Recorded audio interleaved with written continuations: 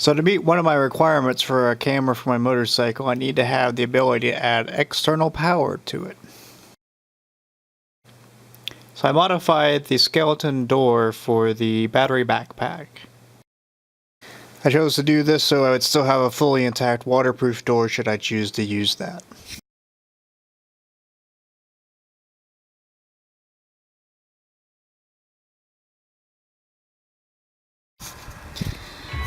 Wonderful, wonderful slush. So we started off with drizzling rain this morning, which was actually drizzling, freezing rain.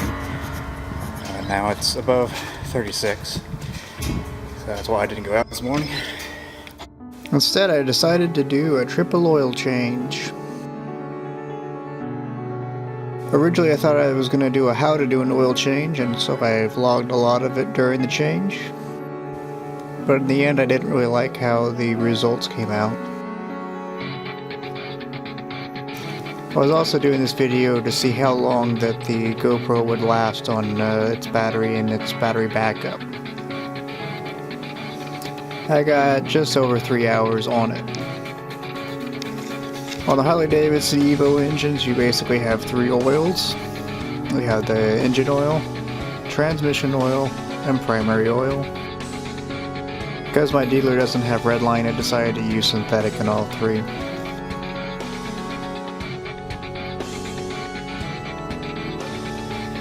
So while waiting for that, we can do some visual checks of the rest of the motorcycle. My pads are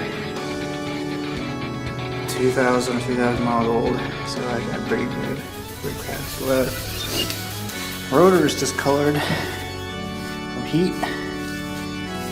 If you hadn't seen this before and you're doing a check, it's usually a sign that the caliper is sticking.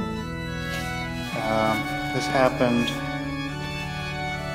last May, I think it was, whenever I did the first trip. And when they serviced my brakes, the one of the reasons I won't go back to the dealer for this one anymore, or this dealer, they failed putting a spring back in my rear brake and caused this caliper to lock, and basically I drugged my brakes for 200 miles and smoked out the oil in them. Still original rotors.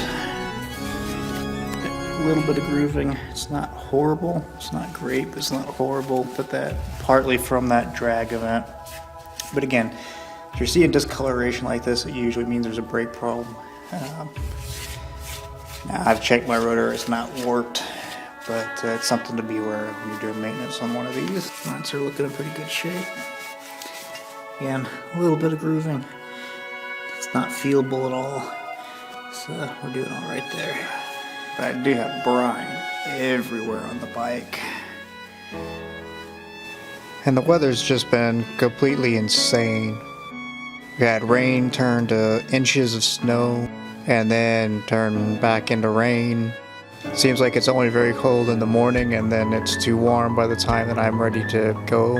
And probably the most frustrating part is my apartment complex this year has been extremely lazy about moving the snow. Last year they would get out and start moving the snow at 4 a.m. in the morning. Here they've left it such that it ices over. We've had heavy rains last night, and so the snow's gone.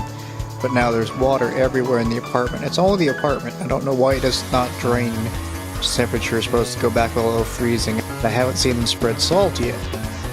One of the odd things I encountered during this oil change was for some reason I only needed about 3 quarts of oil instead of nearly 4. So that's why you see me go back and forth and let oil out of the engine. I'm still not exactly sure why this happened. As I say, the big problem this year has been that the temperature has been constantly swinging above and below freezing. Last year when it went below freezing and stayed below freezing, they were able to keep them dry and passable. This year it's just not been the case. There's a magnet on the end of the plug, and in this case you actually can see how well you can see in the video. I do have some iron filings coming off this one. That's not quite unexpected for a transmission, especially since I synchro meshed this box a lot.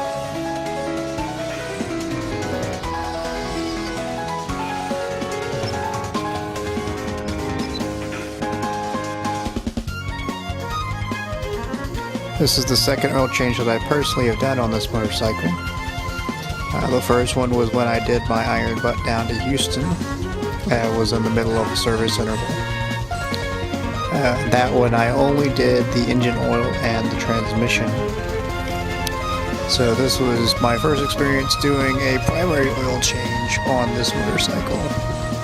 So you see it takes me a little bit longer to get around to doing that.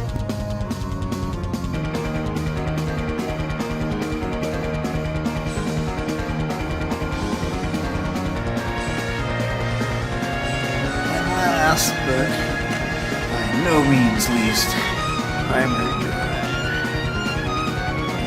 It needed it. I can't see it very well. The white and black. I skipped doing this the last time around. It has modified. There's the old desk.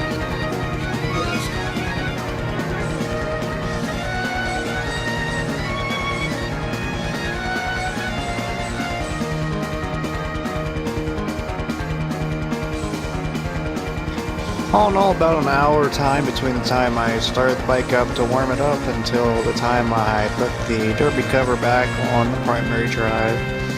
Let the bike sit about an hour and then came back and started to clean the brine off. The GoPro camera kind of stopped in the middle of that, so you'll see some of that and then it'll be over with.